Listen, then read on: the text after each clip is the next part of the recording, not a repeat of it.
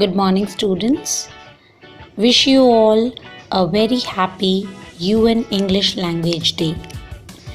English Language Day is observed annually on 23rd of April, that is today.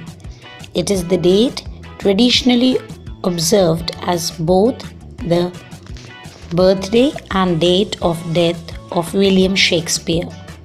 How do you celebrate this day? You watch a movie in English, you read a poem in English, listen to a song in English, or start a conversation in English. An English professor wrote the words, "A woman without a man is nothing," on the chalkboard and asked his students to punctuate it correctly. All the males in the class wrote, "A woman without a man is nothing." All the females in the class wrote, "A woman without her man is nothing." So punctuation is powerful. As a hawk flieth not high with one wing, even so a man reacheth not to excellence with one tongue. Thank you. History of English Language Day celebration. The Global Department of Communication of the United Nations has established language days for each of the organization's official 6 languages, namely Arabic, Chinese, English, French, Russian, and Spanish. Since English is the most widely spoken language in the world, it has become the lingua franca in international relations. The purpose of celebrating these days is to promote multilingualism and the cultural diversity, which in turn will help in the equal usage of the 6 official languages. Of English Language Day, let's have a glance to some of the interesting facts of English language. A sentence which contains all the letters of the alphabet is known as pangram.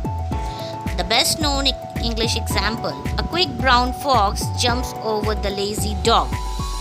SWIMS, swims will be swims even when turned upside down.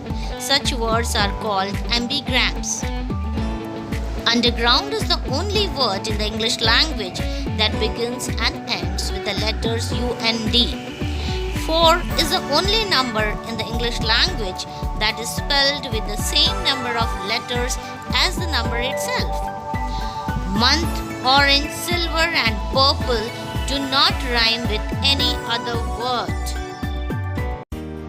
William Shakespeare is also known as the Bard of Avon. The Bard died 400 years ago, but his inspiring words of wisdom continue to live on. In his quotes, Shakespeare covered a variety of subjects that deals with human experiences. One of my favorite Shakespeare quote is, "Love all, trust a few, do wrong to none." This means that we should love everyone but select only the person to trust so that we will not be hurt.